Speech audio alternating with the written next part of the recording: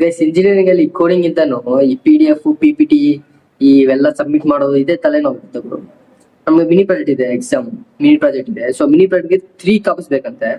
Okay, PPT PDF ಎಲ್ಲ ಮಾಡಿ 3 copies ಬೇಕಂತೆ. ಈಗ ಪ್ರೆಸೆಂಟ್ ನನ್ನ ಹತ್ರ 2 ಇದೆ. 3 ಕಾಪೀಸ್ ಒಂದು ಡಿಪಾರ್ಟ್ಮೆಂಟ್ ಕೊಡ್ಬೇಕು, ಇನ್ನೊಂದು ನಂದು ಪರ್ಸನಲ್ ಆಗಿ, ಇನ್ನೊಂದು ನಮ್ ಟೀಮೇಟ್ ಪರ್ಸನಲ್ ಆಗಿ ಕೊಡ್ಬೇಕಂತೆ. 2 ಇರೋದು ಗ್ರೂಪ್ ಮೆಂಬರ್ಸ್ 2.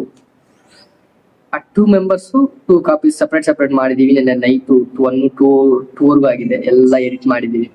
ಅದಾದ್ಮೇಲೆ ಎಕ್ಸಾಮ್ ಹೋಗಿದ್ರೆ ಆ 3 ಕಾಪೀಸ್ ಎಲ್ಲ ಇಸ್ಕೊಡ್ರಿ. ಒಂದು ಡಿಪಾರ್ಟ್ಮೆಂಟ್ ಅಂತ ಒಂದು ಇಸ್ಕೊಟ್ರು, ಇನ್ನೆರಡು ಫಾರ್ಮಾಲಿಟಿ ಆಗಿ ಅಲ್ಲಿಟ್ರು. ಅದಾದ್ಮೇಲೆ ಎಕ್ಸಾಮ್ ಆದ್ಮೇಲೆ ಬರೋವಾಗ ಇವೆರಡು ಮತ್ತೆ ನಮ್ಗೆ ಸಬ್ಮಿಟ್ ಮಾಡೋದು. ನಾವು ಜಸ್ಟ್ ಹೋಗಿದೀವಿ, ಅಲ್ಲಿ ಇಟ್ಟಿದೀವಿ ಫಾರ್ಮಾಲಿಟಿಗೋಸ್ಕರ, ಮತ್ತೆ ತಗೊಂಡ್ ಬಂದಿದೀವಿ, ಡೆಮೋ ತೋರಿಸಿದೀವಿ ಪ್ರಾಜೆಕ್ಟ್ದು. ಆ ಡೆಮೋ ಆದ್ಮೇಲೆ ನಮ್ಗೆ ಎರಡು ರಿಟರ್ನ್ ಕೊಟ್ಟವ್ರು. ಸೊ ಈ ತರ PDF ಮಾಡಕ್ ನಮ್ಗೆ ಎಷ್ಟು ಟೈಮ್ ಆಗಿರುತ್ತೆ, ನಾವು ಚಾರ್ಜ್ ಇಷ್ಟ ಅಮೌಂಟ್ ಕೊಟ್ಟಿರ್ತೀವಿ, ಬೈಂಡಿಂಗ್ ಎಷ್ಟು ಆಗಿರುತ್ತೆ.